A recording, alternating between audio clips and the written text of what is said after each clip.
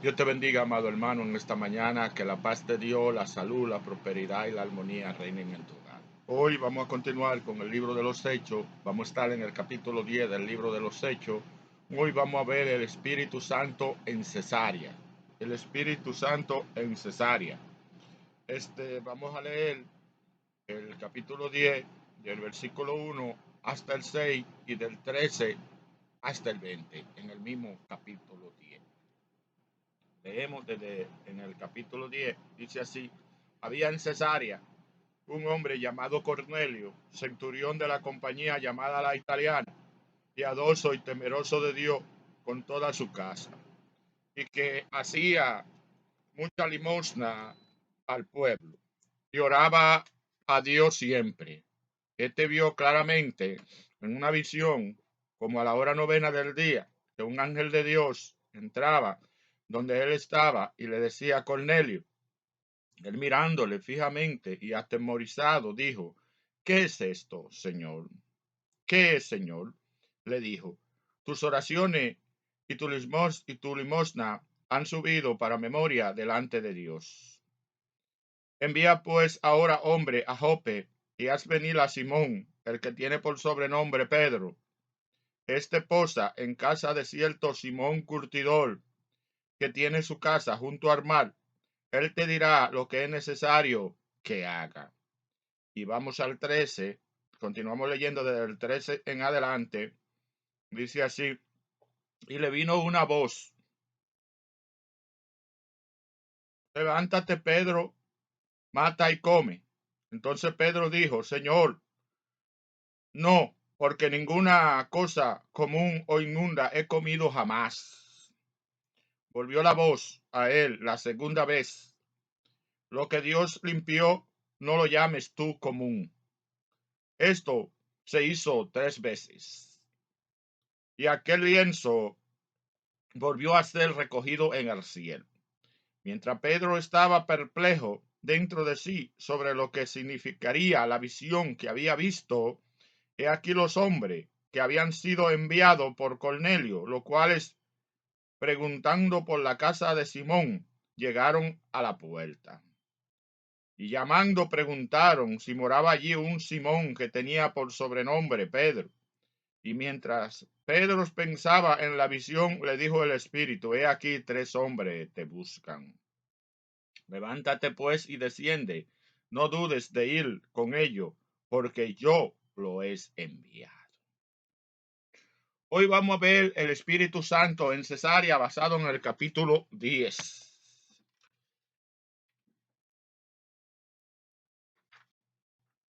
El asunto de Cesarea, el suceso de Cesarea, así como de Samaria, fueron prueba de que el Espíritu Santo se derramaría sobre toda carne. El capítulo 10 del libro de los Hechos marca otra importante etapa en la tarea misionera establecida por el Señor Jesús para sus seguidores.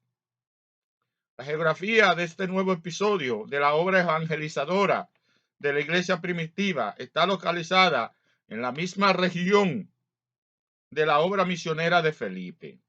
De hecho, este episodio tuvo lugar en la ciudad en la que Felipe habría de establecerse, como lo vimos en lección anterior. El cambio significativo que marca el inicio de esta nueva etapa es que el Señor estaba dirigiendo a sus discípulos a aprender una lección para la cual ni siquiera uno de los líderes más prominentes, Pedro, estaba preparado.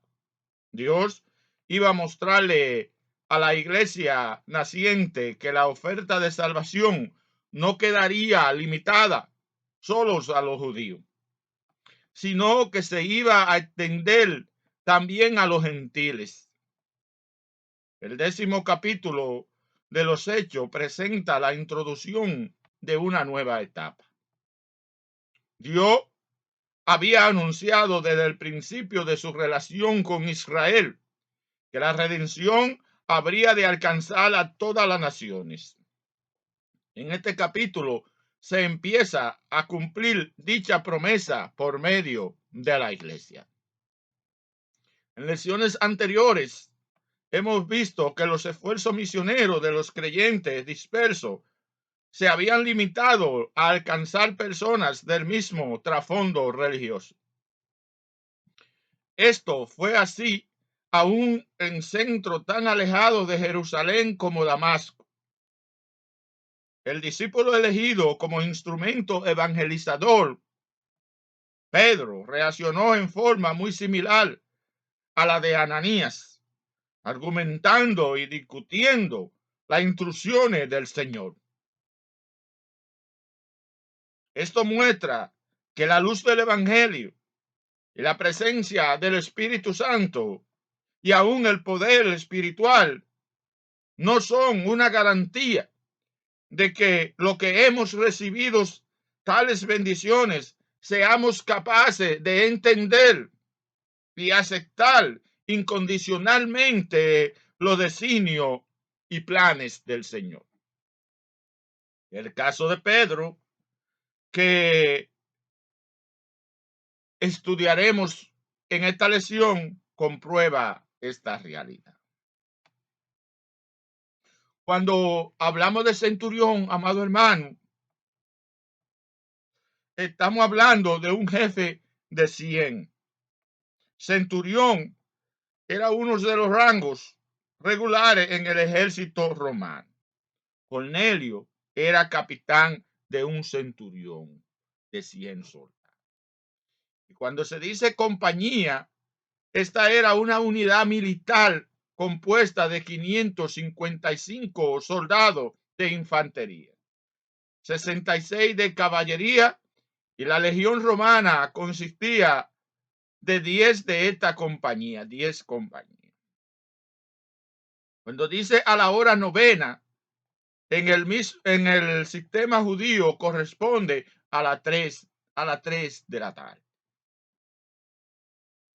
Los creyentes de la iglesia primitiva habían sido actores y testigos, ya entrando en lección, de la expansión del evangelio que el Señor estaba llevando a cabo. La persecución y la dispersión había sido la técnica de avance. Sin embargo, esto aún no podían comprender el alcance que tendría el plan misionero de Dios. Hasta ahí, los contactos misioneros de la iglesia se habían limitado a la población judía.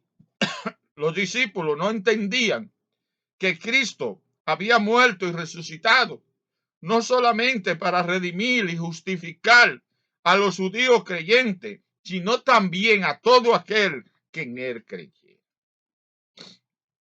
El problema de Pedro, en cierto modo, era similar al de Saulo.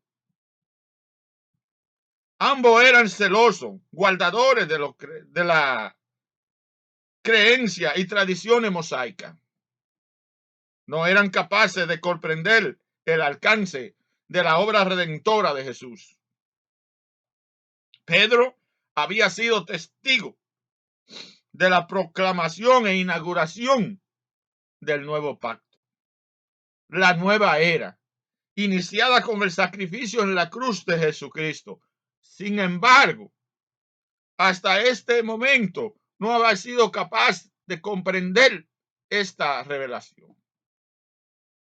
Su entendimiento espiritual todavía estaba cegado por su lealtad a las tradiciones religiosas del judaísmo. A pesar de lo espectacular de la revelación, Pedro reaccionó en forma muy similar a Ananías. Expresó su desacuerdo con las instrucciones que Dios le estaba dando. Un nuevo pacto había sido inaugurado delante de sus propios ojos, pero él estaba viviendo en el antiguo pacto. La fuerza de la orden con que Dios concluye la lección de Pedro aparece en el verso 15. Lo que Dios limpió, no llames tú impuro. Esta expresión se debe tomar como una sugerencia. Con este mandato, el Señor le estaba diciendo a Pedro que los prejuicios con que él había estado considerando a los gentiles debían terminar inmediato y totalmente. Los que sean limpios con la sangre de Jesucristo no deben ser vistos como gente inmunda. No importa de qué nacionalidad sean. Los prejuicios de la ley mosaica deben quedar a un lado. Esta lección es la esencia de la nueva visión que no solo los líderes, sino todos los creyentes deben adquirir. Es interesante notar el paralelismo que hay en la preparación efectuada por Dios en los casos de Saulo y Cornelio. Ambos tuvieron una experiencia personal extraordinaria, pero también ambos recibieron instrucciones de recurrir a la instrumentalidad humana del ministerio de otros creyentes. A Saulo se le dijo: entra en la ciudad y se te dirá lo que debes hacer. A Cornelio se le ordenó enviar a buscar a Pedro. Él te dirá lo que es necesario que haga. La reverencia, las oraciones, las obras de caridad que Cornelio practicaba no fueron rechazadas ni pasadas por alto por Dios. Sin embargo, mientras que Cornelio y lo de su casa no escucharan y aceptaran en su corazón el testimonio y la invitación a aceptar a Jesús como el Hijo de Dios, ellos no podían recibir el perdón de pecados. Tal como Pedro le anunció, Dios había ordenado que el nombre de Jesús fuera anunciado y que testificásemos que Él es el que Dios ha puesto por juez de vivos y muertos. De este dan testimonio todos los profetas, que todos los que en Él creyeren recibirán perdón de pecado por su nombre. Antes de esta experiencia, Dios había estado preparando el corazón de Cornelio y lo de su casa, guiándolo hacia la aceptación y reverencia de su nombre. Pero de acuerdo con la palabra de Jesús, solo hay un camino para acercarse al Padre: Cristo Jesús. Nadie viene al Padre sino por mí. Jesús es quien nos da la salvación, no nuestros méritos personales ni nuestras obras piadosas. Él es el camino, la verdad y la vida, según Juan 14:6. Dios le bendiga, Dios le guarde. Que la paz de Dios, la salud y la prosperidad reinen en su hogar. Esta es la primera parte del tema: el Espíritu Santo en Cesarea. El Espíritu Santo en Cesarea. Hemos visto cuando Cornelio mandó a buscar a Pedro para que Pedro le diga lo que él tenía que hacer. La objeción de Pedro y la reprensión del Señor hacia Pedro. Pero en todo esto, el Espíritu Santo es quien está obrando en la sensibilidad tanto de Pedro como de Cornelio. Recuerde que el único camino al cielo se llama Jesús. Por eso en esta parte de la lección, la parte final es Dice Juan 14:6, Jesús le dijo, yo soy el camino, la verdad y la vida, y nadie viene al Padre si no es por mí. O sea que no hay otro camino, el camino se llama Jesús. Dios te bendiga y Dios te guarde. No vamos a cerrar esta lección sin antes orar por ti. Si está ahí y no has aceptado a Jesucristo como tu único y eficiente Salvador, hoy es el momento oportuno. Hoy Dios te está extendiendo la mano. Recuerda que del oír viene la fe y de la fe la salvación. Si deseas aceptar a Jesucristo como tu único eficiente Salvador, levanta tu mano ahí mismo en señal de fe y repite esta oración conmigo. Señor del cielo y de la tierra, en este momento te acepto como mi único y eficiente Salvador. Padre, inscribe mi nombre en el libro de la vida. Perdona mi pecado, borra mi rebelión. Gracias, mi buen Dios. Si ha hecho esta corta oración, te pido que pase a una iglesia más cercana a tu hogar y te congregue en ese lugar. También no podemos cerrar sin antes orar por ti. Si estás enfermo, levántate en fe y oraremos por ti. O te puede quedar ahí, pero levanta tu espíritu, tu alma, ponte en comunión con el Señor.